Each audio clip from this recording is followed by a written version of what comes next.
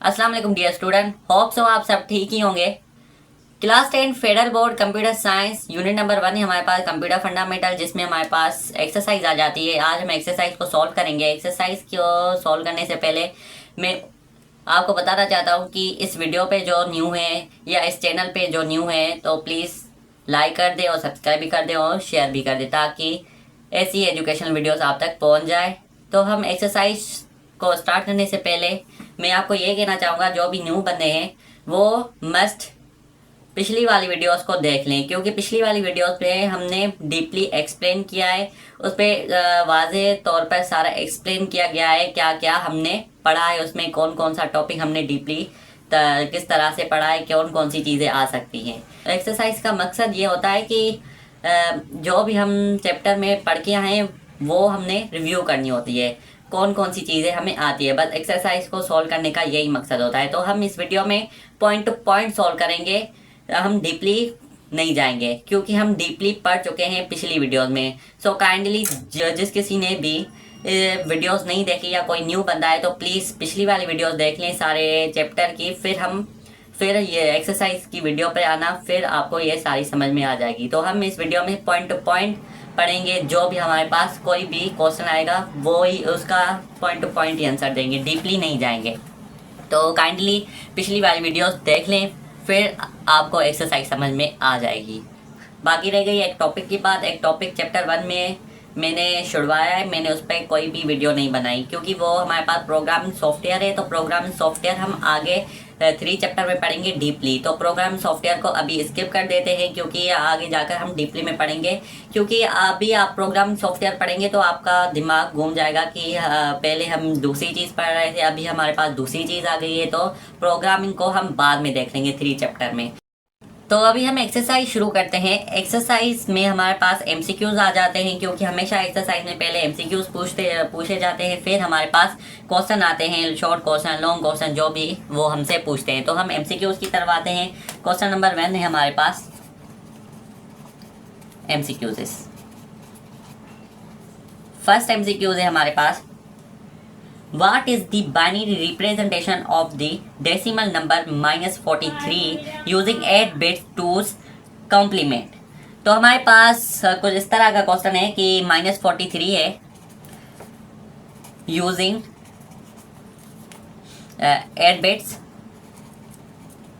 Second two's complement. ठीक है, तो -43 यहाँ पे हमारे पास साइन नंबर दिए गए। अगर अनसाइन नंबर होते हैं, मतलब प्लस वाले एडिशन वाले नंबर होते हैं, तो हम सिंपली क्या करते हैं, उसको बाइनरी लैंग्वेज में कन्वर्ट करके जो भी हमारे पास आंसर आता हम वो लिख देते, टिक कर देते जो भी आंसर आता। लेकिन यहाँ पे हमें पूछा गया है कि आपके पास कोई भी नंबर दिया गया है अनसाइन नंबर का। ठीक है, तो अनसाइन नंबर को हमने क्या करना है, सॉल्व करना है किसकी मदद से, 8 बिट्स। ठीक है, फर्स्ट हमने क्या करना है, 8 बिट्स में पहले कन्वर्ट करना है इस वाले नंबर को, फिर उसके बाद सेकंड टूज कॉम्प्लीमेंट को ज्वाइन करना है। तो हम क्या करेंगे, पहले -43 है, -43 को हमने पहले क्या करना है, बाइनरी लैंग्वेज में कन्वर्ट करना है। बाइनरी लैंग्वेज में कन्वर्ट करने के लिए हम 2 से डिवाइड करवा देंगे। 43 है, ठीक है, 2 की टेबल 44 पर 2 टाइम्स और 3 पे नहीं जाती, तो 3 पर हमारे पास 2 पे तो जाती है 1 टाइम, तो 43 से हम 1 रिमाइनिंग में लिख लेंगे। उसके बाद 2 की टेबल 2 पे 1 टाइम, ठीक है, 2 की टेबल 2 पे 1 टाइम, ठीक है, मतलब 20 पे 10 टाइम ऐसे लिख देते हैं। 2 की टेबल 20 पे 1 टाइम, 1 रह गया, हम वो रिमेनिंग में बस लिख लेंगे। 2 की टेबल 10 पे क्या करेंगे, डिवाइड करवाएंगे, तो 5 टाइम यहाँ पे हमारे पास 0 बच जाएगा। 2 की टेबल 5 पे 2 टाइम्स 1 हमारे पास बच जाएगा। 2 की टेबल 2 पे 1 टाइम हमारे पास 0 बच जाएगा। तो बाइनरी में इस यहाँ से लेके फिर यहाँ तक हमने नंबर लिखने होते हैं जो हमारे पास रिमेनिंग में बच जाते हैं। तो हम वो लिखेंगे 1 0 1 0 1 1, ये हमारे पास 1 0 1 0 1 1, ये हमारे पास इसकी बाइनरी आ गई। हमने क्या करना है, पहला हमसे क्या पूछा गया, 8 बिट्स में कन्वर्ट करो। तो हम पहले इसको क्या करेंगे, 8 बिट्स में कन्वर्ट करेंगे। तो 8 बिट्स यहाँ पे कितने बिट्स है, 1 2 3 4 5 6 है, तो 2 जीरो ऐड करके हम 8 बिट्स में कन्वर्ट कर सकते हैं। हमने सेकंड टूज कॉम्प्लीमेंट में यही पढ़ा था। साइन नंबर की बात करें तो नंबर में ऐसे ही पढ़ा था कि हमारे पास बिट्स दिए जाएंगे, गिवन दिए जाएंगे कि आपको इस नंबर को इतने बिट्स में कन्वर्ट करना है। तो जिस किसी ने भी ये वीडियो नहीं देखी बस देख लेना। तो हम यहाँ पे 8 बिट्स है, तो पहले हमने 8 बिट्स में कन्वर्ट करना है। यहाँ पे 6 है, तो पहले हम ये 6 बिट्स लिख लेंगे, लिख लिए और हमने 2 जीरो ऐड कर देने शुरू में। तो हमारे पास एक काम हो गया, 8 बिट्स में कन्वर्ट हो गया। उसके बाद हमने सेकंड टूज कॉम्प्लीमेंट में कन्वर्ट करना है। तो सेकंड टूज कॉम्प्लीमेंट के ये 2 रूल्स है। पहला तो हमने फर्स्ट टूज कॉम्प्लीमेंट में कन्वर्ट करना है, ठीक है। उसके बाद जो फर्स्ट टूज का जो आंसर आएगा उसके साथ हमने प्लस करवाना है 1। तो फर्स्ट टूज कॉम्प्लीमेंट में क्या था, फर्स्ट टूज कॉम्प्लीमेंट में था कि 0 के बदले में 1, 1 के बदले में 0, बस रिप्लेसमेंट करवानी थी। 0 का बदले में हम 1 लिखेंगे, ऐसे करते हैं ना, हम फिर से लिख लेते हैं इसको। 0 के बदले में 1, 0 के बदले में 1, 1 के बदले में 0, 0 के बदले में 1, 1 के बदले में 0, 0 के बदले में 1, 1 के बदले में 0, 0। उसके बाद हमने क्या करवाना है, 1 को ऐड करवाना है, ठीक है। 1 को ऐड करवाएंगे तो ये हमारे पास आ जाएगा आंसर। फिर वो हम कॉम्बिनेशन देखेंगे एमसीक्यू में कौन कौन से दिए गए, जो हमारे आंसर से मैच कर रहा होगा हम उसको ही टिक करेंगे। तो ऐड करेंगे, 0 + 1 1 होता है। उसके बाद 0 1 0 1 0 1 1, ये हमारे पास वैसे गए वैसे आ जाएंगे। तो ये हमारे पास 1 1 0 1 0 1 0 1, ये किसके साथ कनेक्ट हो रहे हैं, बी के साथ। तो हमारे पास बी आंसर सही होगा, बी हमारे पास करेक्ट आंसर है। सेकंड एमसीक्यूज हमारे पास आ जाता है, which of the following binary number को response to the hexadecimal number. हमारे पास हेक्साडेसिमल नंबर दिया गया है एमसीक्यू नंबर 2 में 3FA7। 3FA7 को हमने क्या करना है, बाइनरी लैंग्वेज में कन्वर्ट करके उसको रिप्रेजेंट करना है, ऐसे समझ लें, मतलब बाइनरी में कन्वर्ट करना है। तो हेक्साडेसिमल में मैंने आपको बताया था जो 10 से नीचे वाली वैल्यूज होगी उनको क्या करना है, 3 वैल्यूज में लिखना है बाइनरी में, ठीक है, 3 वैल्यूज में लिखना है, ठीक है। उसके बाद जो 10 से बड़ी होगी उनको 4 कैटेगरीज में लिखना है। तो हेक्साडेसिमल क्या है, हेक्साडेसिमल किसकी कैटेगरी में आता है, 10 के ऊपर वाली कैटेगरी में आता है, क्योंकि हेक्साडेसिमल में 16 वैल्यूज आते हैं और बाइनरी में 2 वैल्यूज आते हैं। तो ये हमारे पास बाइनरी 10 के नीचे आ गया और हेक्साडेसिमल 10 के ऊपर आ गया, तो ये हमारे पास 4 बिट्स में लिखा जाएगा जो भी आंसर आएगा। तो हम पहले 3 को देख लेते हैं। 3 को हमने पहले बाइनरी में कन्वर्ट करना है। तो बाइनरी में कैसे कन्वर्ट करेंगे 3 को, 2 की टेबल 3 पर नहीं जाती 1 टाइम, यहाँ पे 1, ठीक है, मतलब यहाँ पे हमारे पास 1 1 आया, ठीक है।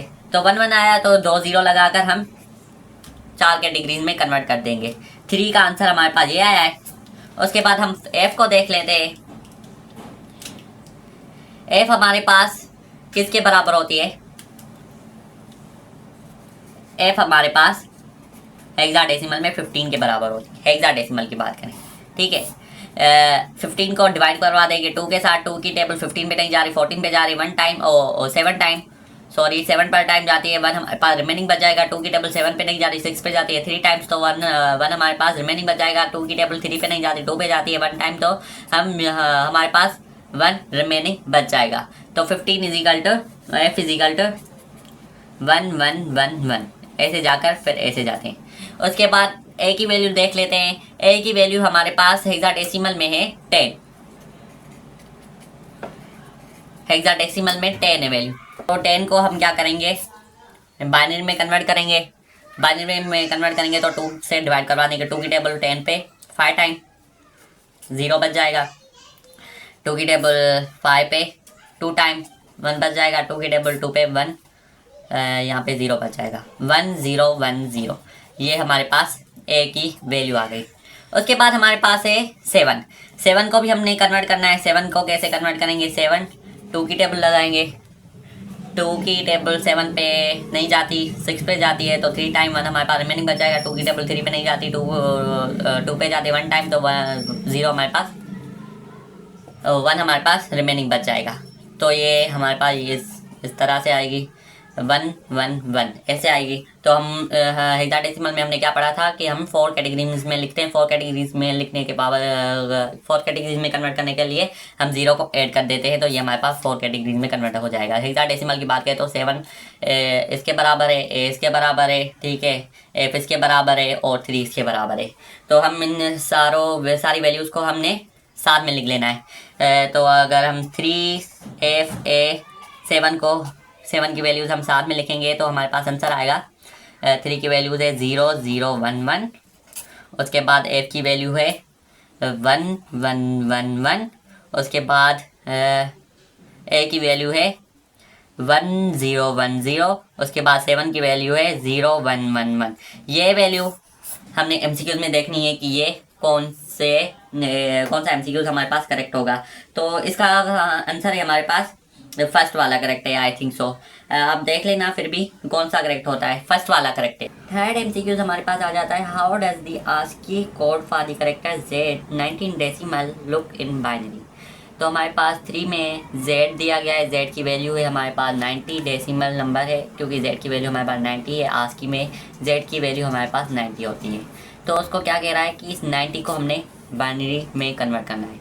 सिंपल 90 को डिवाइड करवा देंगे 2 पे, तो 2 की टेबल 90 पे नहीं 2 की टेबल 9 पे नहीं जाती है, 8 पे जाती है 4 मरतबा, ठीक है। उसके बाद 1 रह गया, 1 इसके बाद चला जाएगा 2 की टेबल 10 पे 5 मरतबा। ये हमारे पास रिमेनिंग में 0 बच जाएगा, क्योंकि पूरी टेबल जाती है 2 की टेबल 90 पे 45 मरतबा। फिर से 2 की टेबल 4 पे 2 मरतबा, 5 पे भी 2 मरतबा, और जो 1 रह गया 1 हम रिमेनिंग में लिख लेंगे। 2 की टेबल 22 पे 1 1, यहाँ पे 0, 2 की टेबल 11 पे नहीं जाती, 10 पे जाती 5 टाइम, तो 1 यहाँ पे रिमेनिंग बच जाएगा। 2 की टेबल 5 पे नहीं जाती, 4 पे जाती है 2 टाइम्स, 1 हमारे पास रिमेनिंग बच जाएगा। 2 की टेबल 2 पर 1 टाइम, ये हमारे पास 0, यहाँ से लेकर यहाँ तक आना है। 1 0 1 1 0 1 1 0 1 1 0 1 और 0, ये हमारे पास बाइनरी में कन्वर्ट हो गया। तो ये हमारे पास आंसर आ गया। इस वाले आंसर को और एमसीक्यू में जो दिए गए उन वाले आंसर को हम कंपेयर करेंगे कि ये किसके साथ मैच हो रहा है। तो अगर हम एमसीक्यूज में देखते हैं तो एमसीक्यूज में हमें 8 बिट्स वाली वैल्यूज़ दिए गए, मतलब 8 बिट्स में आंसर दिया गया है, और हमारे पास 1 2 3 4 5 6 7 बिट्स वाला आंसर निकला है। तो हम बेसिकली क्या करेंगे कि 0 उसके साथ पुट कर देंगे, फिर देखेंगे कि क्या आता है, क्योंकि वहाँ पे हमारे पास 8 बिट्स में दिए गए आंसर, तो इसको भी हमने 8 बिट्स में कन्वर्ट करके उनके साथ मैच करना है। अगर वहाँ पे 7 बिट्स होते हैं तो हम डायरेक्टली टिक कर देते, लेकिन वहाँ पे 8 बिट्स है तो हम 0 लगाकर हम इसको पहले क्या करेंगे 8 बिट्स में कन्वर्ट करेंगे। ये हमारे पास 8 बिट्स में कन्वर्ट हो गया। इसके बाद हम आंसर एमसीक्यूज को देखेंगे, तो एमसीक्यूज हमारे पास ए ऑप्शन, ठीक है, तो ए ऑप्शन और ये हमारे पास जो आंसर आए जो एक साथ मिले हुए हैं, क्योंकि ये दोनों का आंसर सेम आ रहा है, तो हमारे पास ए ऑप्शन करेक्ट है। 4 एमसीक्यूज हमारे पास आ जाता है, in an 8 bit signed integer representation what is the range of value that can be represented. तो हमारे पास साइन नंबर है, ठीक है, 8 बिट्स वाले। तो वो कह रहे हैं कि कौन सी रेंज सही होगी साइन बिट्स के लिए। तो हमेशा आप याद रखना -27 से लेकर 1 to 8, -127 से लेकर 1 to 8 तक, ये हमारे पास साइन नंबर्स की रेंज होती है। तो हमारे पास ए ऑप्शन ठीक रहेगा। 5 एमसीक्यूज हमसे पूछा जा रहा है, how many different values can be represented with 10 bits binary number. 10 bits binary number. अच्छा, एमसीक्यूज 5 में कह रहा है कि हमारे पास 10 बिट्स दिए गए, ठीक है, 10 बिट्स हैं, ठीक है। अब ये इनको क्या करना है, रिप्रेजेंट करना है 10 बिट्स को। हमारे पास एमसीक्यूज नंबर 1 दिया गया है 2 5 6, मतलब ऑप्शन। बी ऑप्शन दिया गया है 1 0 2 4, सी ऑप्शन दिया गया है हमारे पास 5 1 2, और डी ऑप्शन दिया गया है हमारे पास 2 0 4 8। सिंपली आप क्या करेंगे, 8 बिट्स दिए गए तो हमने एमसीक्यूज के ऑप्शंस को देखना है कि कौन कौन से ऑप्शंस मिले हैं। तो हमने सिंपली क्या करना है, वैल्यू भी दी गई है, मतलब आप n = 10 कर दें, वैल्यू दी गई है। और बाइनरी में हमें पता है कि बाइनरी किसके बराबर होता है, 0 और 1 के, और ये हमारे पास 2 बेस नंबर हो गए, मतलब हमारे पास 2 बेस है बाइनरी की। तो 2 लिख के ऊपर 10 लिखेंगे, मतलब इसकी पावर 10 लिखेंगे। तो आप हमेशा याद रखना, अगर हमारे पास कोई भी नंबर कितने भी बिट्स दिए जाते हैं तो ये आपने फार्मूला लगाना है, 2 की टेबल 2 बेस लगानी है और एन ऊपर लिखने हैं, मतलब नंबर ऑफ बिट्स हमारे पास 10 है, ठीक है। टू का पावर हम 10 लिख लेंगे तो हमारे पास आंसर आएगा 1024। तो हमारे पास बी ऑप्शन करेक्ट है। 6 में हमें पूछा जा रहा है which of the following is not a task performed by operating system. कौन सा टास्क ऑपरेटिंग सिस्टम परफॉर्म नहीं करता। तो ए ऑप्शन है हमारे पास प्रोसेस मैनेजमेंट तो मेन उसका काम है उसको प्रोसेस करना, तो ये उसका काम है। हमें जो वो काम ढूंढना है जो वो नहीं करता हो। मेमोरी मैनेजमेंट भी करता है, ईमेल मैनेजमेंट इसमें डाउट है। डी ऑप्शन है हमारे पास डिवाइस मैनेजमेंट भी करता है, मेमोरी मैनेजमेंट भी करता है, प्रोसेस मैनेजमेंट भी करता है। रह गया बाकी ईमेल मैनेजमेंट, मतलब सी ऑप्शन हमारे पास करेक्ट है, जो हमारे पास ईमेल मैनेजमेंट है। 7 MCQs हमसे पूछा जा रहा है विच type of operating system allows multiple tasks to be performed at a same time। तो हमारे पास कौन सा ऑपरेटिंग सिस्टम होता है जो at a time multiple users को अलो करता है टास्क परफॉर्म के लिए। तो पहला हमारे पास है मल्टी प्रोग्रामिंग, और दूसरा हमारे पास है बेस्ट प्रोसेसिंग, तीसरा हमारे पास MCQ में दिया गया है चॉइस में रियल टाइम, और डी हमारे पास है सिंगल टास्किंग। तो इसका आंसर है हमारे पास मल्टी प्रोग्रामिंग ए ऑप्शन हमारे पास ठीक है। मल्टी प्रोग्रामिंग क्या करता है, मल्टी प्रोग्रामिंग डिफरेंट यूजर को एट अ टाइम मैनेज करता है, तो मल्टी प्रोग्रामिंग हमारे पास आंसर करेक्ट होगा। 8 MCQs है हमारे पास which state of a process represent that it is ready for execution but waiting for CPU time. तो कौन सी स्टेट है जो वेटिंग करती है CPU के ऑर्डर का, कौन सी स्टेट है। प्रोसेस मैनेजमेंट की बात करें तो प्रोसेस मैनेजमेंट हमने 4 से 5 हमने स्टेट पढ़ी थी। एक हमारे पास स्टार्ट थी, फिर रेडी थी, वेटिंग थी, रनिंग थी, उसके बाद हमारे पास टर्मिनेटेड थी। तो कौन सी हमारे पास स्टेट है जो वेटिंग करती है CPU के ऑर्डर की, तो ये हमारे पास रेडी स्टेट हो गई, मतलब सी हमारे पास ऑप्शन सही है, जो हमारे पास रेडी है। 9 MCQs हमसे पूछा जा रहा है what is the main purpose of process scheduler से ये अंदाजा हो रहा है कि किसी सिलेबस के बारे में बताया जा रहा है। यहाँ पे प्रोसेस शेड्यूलर की बात हो रही है, तो आप लाइक कर देख लें। CPU में बहुत सारे प्रोसेस होते हैं, बहुत सारी डेटा जाती है, हम इनपुट करते हैं तो CPU उसको प्रोसेस करके हमारे पास आंसर देता है, बहुत सारी डेटा होती है। तो आप लाइक आप 3 प्रोसेस की बात करें, आप 3 कैटेगरीज में आप CPU को डेटा देते हैं। प्रोसेस 1 की बात करें तो उसमें आप कंप्यूटर के बारे में आप जानना चाहते हैं, रिसर्च करना चाहते हैं, तो प्रोसेस 1 हो गया। प्रोसेस 2 में हमारे पास जनरेशन आ जाती है, प्रोसेस 3 में हमारे पास क्या आ जाता है, ऑपरेटिंग सिस्टम। ऐसे आप समझ लें, आप 3 स्टेट देते हैं कंप्यूटर को, तो वो स्टेप बाय स्टेप प्रोसेस 1 को प्रोसेस करके आपके पास आउटपुट देगा। ऐसे ही मतलब ये क्या हो गया, स्टेप बाय स्टेप वर्किंग हो गई। तो ये हमारे पास प्रोसेस शेड्यूलर हो गया। तो इसका काम क्या होता है, तो मैनेज CPU यूटिलाइजेशन, मतलब बी हमारे पास ऑप्शन ठीक है, CPU को मैनेज करता है। 10 MCQs है हमारे पास which memory management approach involving dividing memory into fixed side blocks. ये हमारे पास ए ठीक है, ए ऑप्शन ठीक है, जिसमें हमारे पास पेजिंग आ जाती है। ये हमारे पास ब्लॉक की बात कर रहा है, मतलब मेमोरी मैनेजमेंट में कैसे डेटा स्टोर होती है, तो पेजिंग के थ्रू स्टोर होती है, ब्लॉक्स बनते हैं, तो ये हमारे पास पेजिंग ही हो गया। ये हमारे पास ए ऑप्शन ठीक है। 11 MCQs है हमारे पास what is the main purpose of interprets.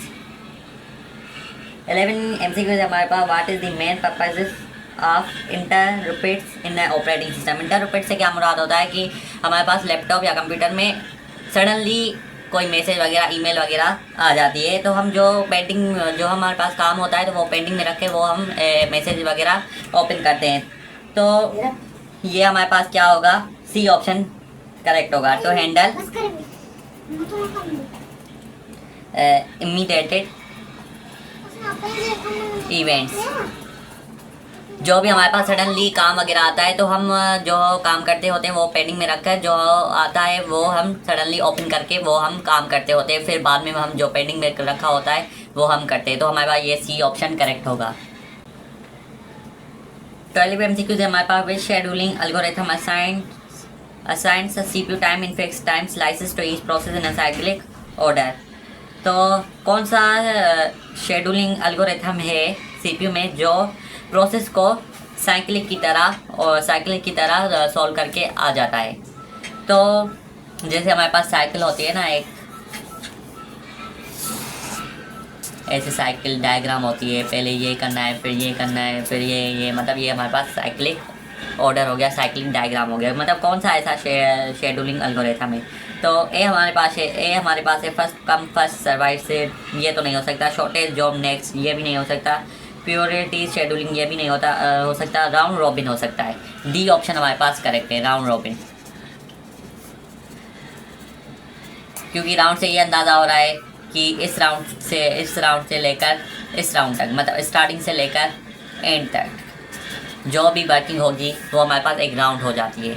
तो मतलब ये राउंड रॉबिन हमारे पास करेक्ट आंसर है। 13 MCQs है हमारे पास। Which memory management technique divided memory into fixed size blocks. ये हमने पहले भी MCQs पढ़ के आए हैं और करेक्ट करके आए हैं, तो ये हमारे पास पेजिंग ही हो जाएगा, बी ऑप्शन पेजिंग, क्योंकि ब्लॉक्स की बात हो रही है। मेमोरी में कैसे कन्वर्ट हो इंफॉर्मेशन स्टोर होती है, तो पेजिंग के ज़रिए होती है, मतलब ब्लॉक्स के ज़रिए होती है। तो ये हमारे पास पेजिंग, बी ऑप्शन करेक्ट होगा। 14 MCQs है हमारे पास। Which type of hosting involves in installing and running software on services located within an organization physical प्राइमाइज।